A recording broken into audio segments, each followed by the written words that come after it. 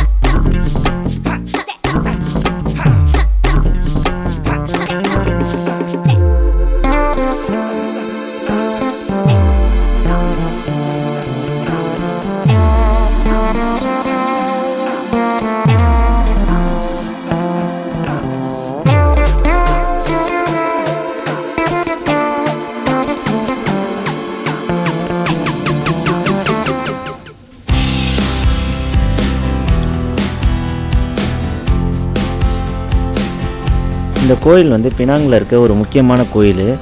ஏன் இதை number 1 tourist ஸ்பாட்னு கூட சொல்லலாம். ஏன்னா பினாங் வரவங்க கண்டிப்பாக சுற்றி பார்க்காம போக மாட்டாங்க. அதுக்கு காரணம் என்னென்னா, சவுத் ஈஸ்ட் ஏஷியாவில் இருக்கிற ரொம்ப பெரிய புத்தர் கோயில்னால் அது இந்த கோயில் தான். அதாவது அதிக நிலப்பரப்பில் இருக்கிற ஒரே கோயில் இந்த கோயில் தான். ஒரு மலையோட அடிவாரத்தில் ஆரம்பித்து மலையோட உச்சி வரைக்கும் இந்த கோயில் தான் இருக்குது. ஸோ வந்து நம்ம மலையோட உச்சிக்கு வந்து போக போகிறோம்.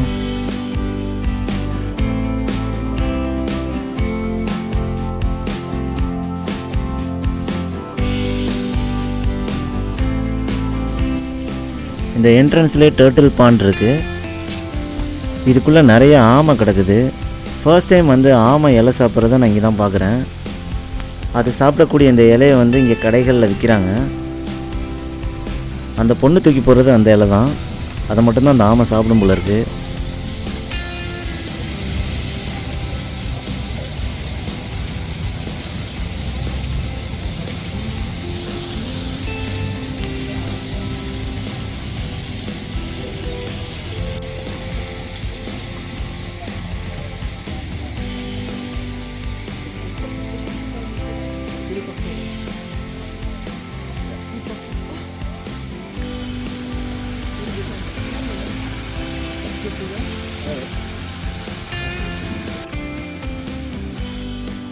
அந்த டெம்பிளோட என்ட்ரன்ஸுக்கு போயிட்டுருக்கோம். இந்த குளத்தை தாண்டி மறுபடியும் கொஞ்சம் தூரம் நடக்கணும் அந்த என்ட்ரன்ஸை போய் ரீச் ஆகிறதுக்கு.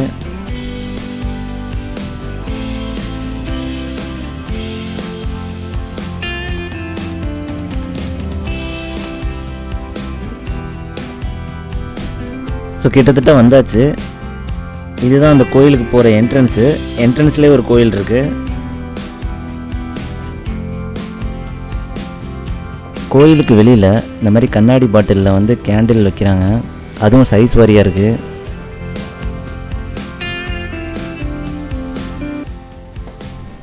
ஒரு கட்டு பத்தியை வந்து பானையில் வந்து மண் இருக்குது, அதுக்குள்ளே சொறி வைக்கிறாங்க மொத்தமாக. இந்த பத்தி வந்து உள்ளார கட்டுக்கட்டாக வச்சுருக்காங்க. அது ஃப்ரீ தான். வேணுங்கிறவங்க எடுத்துகிட்டு போய் வெளில கொளுத்தி வைக்கிறாங்க. ஆனால் அந்த கேண்டில் வந்து நம்ம காசு கொடுத்து வாங்கணும். அது சைஸ் வாரியாக இங்கே உள்ளார விற்கிறாங்க. ஸோ கோயிலோட என்ட்ரன்ஸில் வந்து இந்த மாதிரி வைக்கிறாங்க. இப்போ தரையிலேருந்து கொஞ்சம் ஹைட்டில் இருக்கும். இந்த மலையில் வந்து அப்படியே கண்டினியூஸாக மேலே ஏற போகிறோம். நீங்கள் பார்க்குறீங்களா, இந்த மலையோட தொடர்ச்சி தான் அது. ஸோ அந்த மலை முழுக்க வந்து மேலே வரைக்கும் கோயில் இருக்குது. நம்ம இந்த என்ட்ரன்ஸ்லேயே நிற்கிறோம். கோயிலுக்குள்ளே என்ன இருக்குதுன்னு போய் பார்க்கலாம் வாங்க. நான் பார்த்த வரைக்கும் சில கோயிலெல்லாம் செருப்போடே உள்ளார போகிறாங்க. ஆனால் இங்கே வந்து செருப்பை வெளியில் கழட்டி விட்டு போகணும் அப்படின்ற மாதிரி போட்டிருக்கு.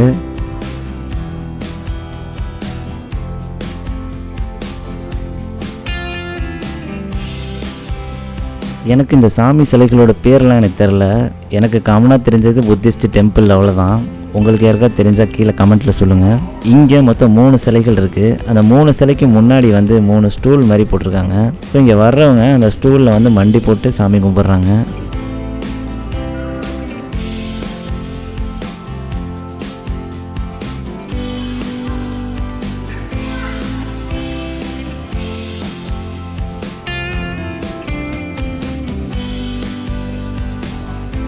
இது வந்து விஷிங் ரிப்பன். நம்ம ஊர்லலாம் கோயிலில் வேண்டிக்கிட்டு ஏதாவது பக்கத்தில் இருக்க மரத்தில் கட்டுவோம்ல, அதே தான் இங்கேயும். இந்த ரிப்பன்லேயே எழுதியிருக்கோம் நம்ம என்ன வேண்ட போகிறோம் அப்படிங்கிறது. உதாரணத்துக்கு உடல்நலம் சரியாகணும், தொழில் வந்து முன்னேறணும் அப்படின்லாம் இவங்க வந்து அந்த ரிப்பனில் எழுதி வச்சுருப்பாங்க. நமக்கு எந்த ரிப்பன் தேவையோ அதை நம்ம சூஸ் பண்ணி பக்கத்தில் இருக்க மரத்தில் கட்டணும். ஒரு ரிப்பனோட காஸ்ட் வந்து 1 ரிங்கெட் அப்படின்னு போட்டிருக்காங்க. அந்த ரிப்பன் எடுக்கிற ஸ்டாண்டுக்கு கீழேயே ஒரு பாக்ஸ் மாதிரி இருக்குது. அதில் நம்ம காசை போட்டுட்டு நமக்கு தேவையான ரிப்பனை எடுத்துக்க வேண்டியதுதான்.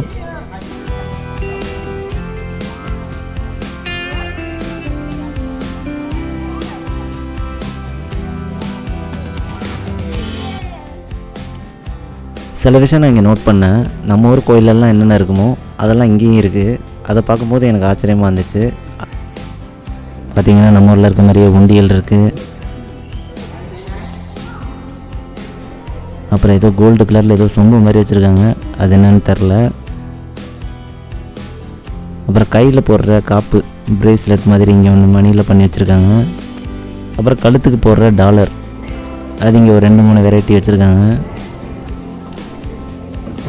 இந்த கோயிலில் கிட்டத்தட்ட 10,000 புத்தர் சிலைகள் இருக்குது அப்படின்னு சொல்கிறாங்க. இது வந்து 1891ஆம் ஆண்டு வந்து கட்டப்படுது. இங்கேருந்து கிளம்பி அடுத்த இடத்துக்கு போவோம்.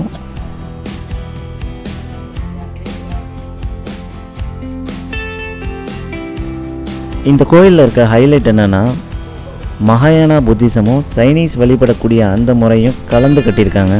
அதாவது பர்மா, தாய்லாந்து, சைனீஸ் இந்த 3 பேரும் வழிபடக்கூடிய அந்த புத்திசத்தை கலந்து இந்த கோயில் உருவாயிருக்கு. இந்த மாதிரி வேறு எங்கேயும் இல்லை அப்படின்னு சொல்கிறாங்க.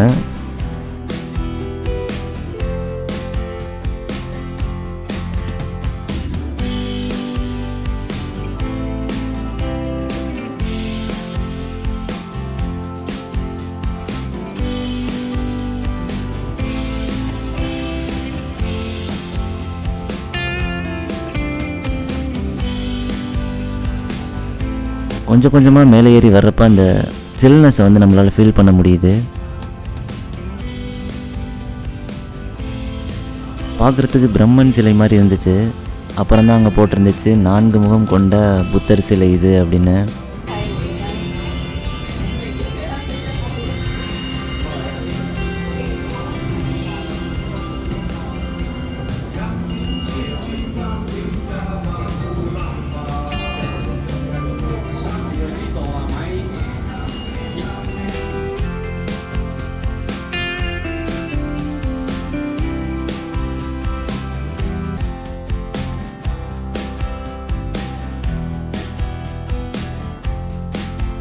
இது நமக்கு தெரிஞ்ச லாஃபிங் புத்தா. இந்த மாதிரி நிறையா இங்கே சிலைகள் இருக்குது.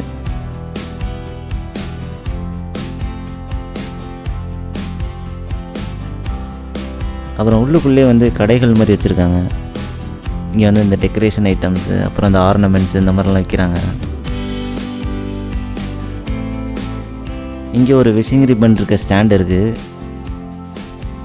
அந்த ரிப்பனில் எழுதியிருக்கு பாருங்கள், இங்கிலீஷ்லேயும் சைனீஸ்லேயும். ஸோ ஒவ்வொரு கலருக்கும் ஒவ்வொரு மெசேஜ் இருக்குது.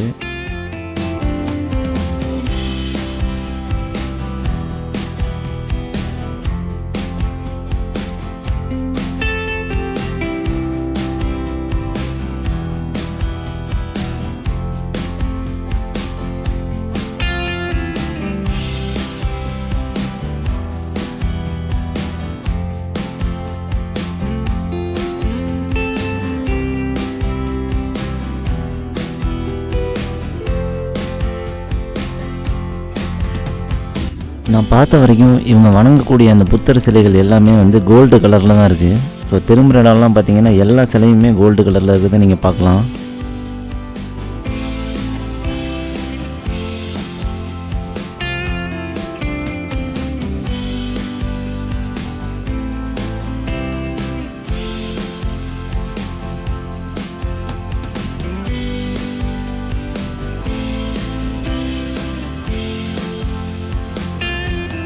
நம்ம ஏறி வந்த பாதை இது.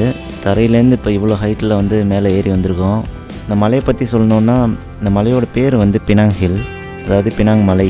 நான் வந்து பினாங்கில் இருக்க லிட்டில் இந்தியாவிலேருந்து இங்கே வந்தேன். எனக்கு வந்து 15 நிமிஷம் ஆச்சு பஸ்ஸில் வர்றதுக்கு.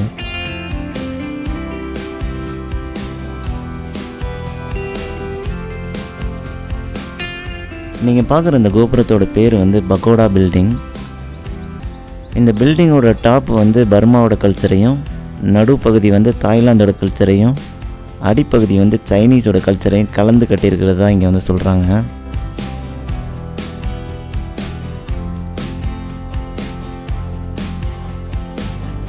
பினாங்கோட கிளைமேட் எடுத்துக்கிட்டிங்கன்னா ரொம்ப வெயில் அதிகம். ஏன்னா இது கடலை சுற்றி இருக்கிறதுனால, நம்ம மலை மேலே நிற்கிறதுனால இங்கே வந்து கொஞ்சம் லைட்டாக சில்லுன்னு இருக்குது.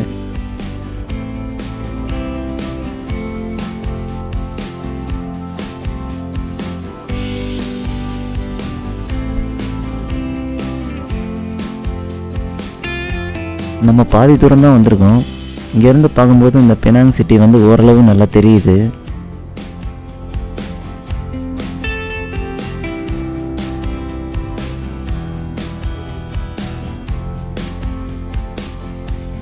கோயில் மாதிரி இல்லாமல் இந்த இடத்த வந்து ஒரு கார்டன் மாதிரி அழகாக மெயின்டைன் பண்ணுறாங்க.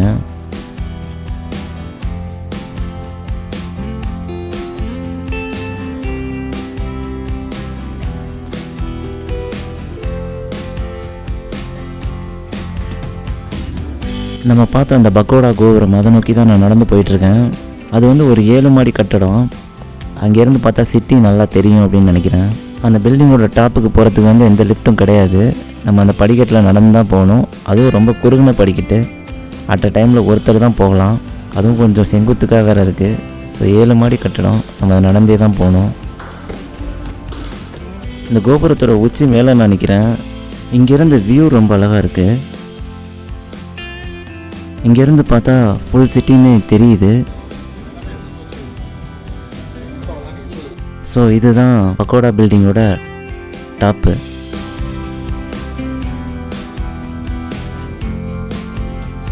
இந்த சிட்டியே இவ்வளோ தான். அதுக்கு வந்துட்டு கடற்கரை தான் இருக்குது. அந்த மொத்த சிட்டியுமே இங்கேருந்து பார்க்க முடியுது.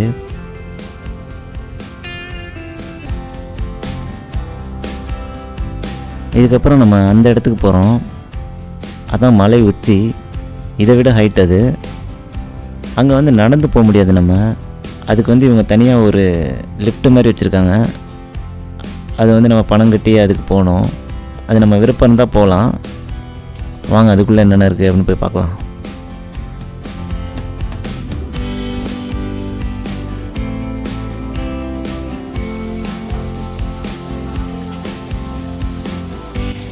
இந்த மலையோட உச்சியில் இருக்க அந்த கோயிலுக்கு போகிறதுக்கு வந்து இங்கே தான் டிக்கெட் எடுக்கணும்.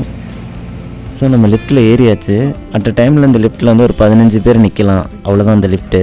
ஜஸ்ட்டு கேபிளில் வந்து ஆப்ரேட் பண்ணுறாங்க. இந்த கேபிளில் இழுக்குது அது. டிக்கெட்டோட ரேட்டு வந்து 1 வேக்கு 3 ரிங்கெட் ஆகுது. மொத்தம் 6 ரிங்கெட் ஆகுது போயிட்டு வர்றதுக்கு.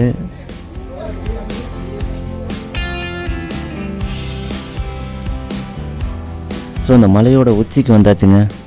இங்கேருந்து பார்ப்போம் எப்படி இருக்குது வியூன்னு. இதுதான் இந்த மலையோட உச்சி. இதுக்கு மேலே எதுவும் கிடையாது. அந்த பில்டிங்க்கு பின்னாடி இருக்கிறது வந்து கடல். அது இங்கேருந்தே பார்க்க முடியுது.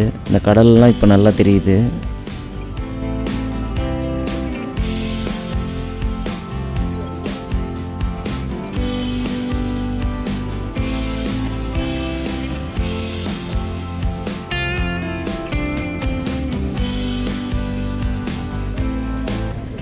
இங்கே இருக்கிறதுலே ரொம்ப பெரிய புத்தர் சிலை அப்படின்னா அது இதுதான். இந்த சிலையை வந்து நீங்கள் கீழே இருந்தே பார்க்கலாம். அவ்வளோ பெரிய சிலை இது.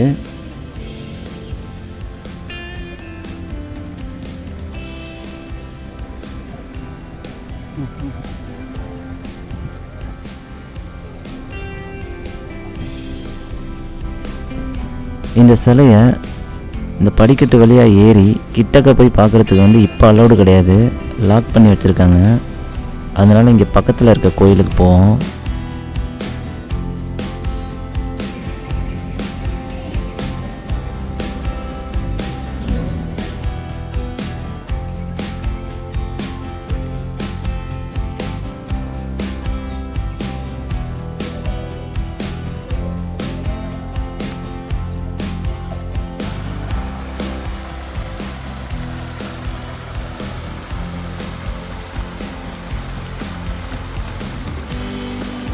கோயிலோட ஃப்ரண்ட் சைடு வந்து எப்படி இந்த சிட்டி வியூ ஃபுல்லாக தெரியுதோ அதேமாதிரி இந்த பேக் சைடு வந்து ஃபுல்லாக அந்த மலையாக இருக்குது. ஒரே காடாக இருக்குது.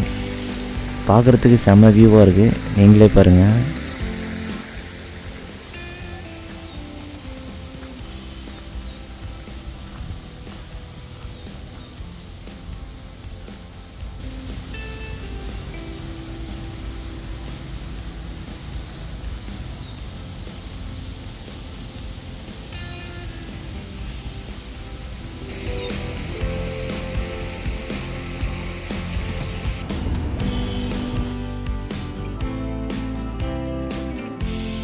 ஸோ இந்த பெல்லில் இங்கே காசை போட்டுட்டு மணி அடித்து வேண்டுனாக்கா அப்படியே நடக்கும் அப்படிங்கிறது வந்து அவங்க நம்பிக்கை. ஸோ நம்மளும் அடிப்போம்.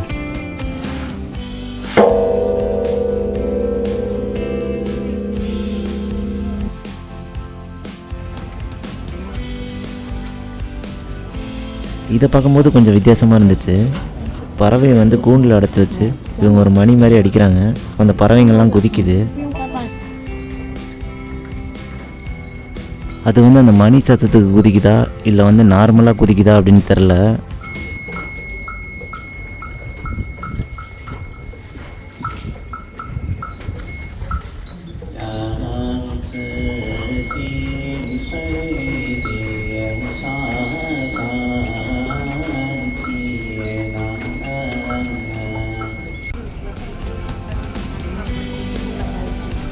இந்த லிஃப்ட்டில் மலை உச்சிலேருந்து இறங்குறேன். ஸோ இதோட இந்த வீடியோ முடியுது. இந்த வீடியோ உங்களுக்கு பிடிச்சிருக்குன்னு நான் நம்புகிறேன். இந்த மாதிரி இன்ட்ரெஸ்டிங்கான கண்டென்ட்டுக்கு நம்ம சேனலை சப்ஸ்கிரைப் பண்ணுங்கள். மீண்டும் நான் உங்களை இன்னொரு வீடியோவில் சந்திக்கிறேன். அது வரைக்கும் உங்கள் எல்லோரும் பாய்.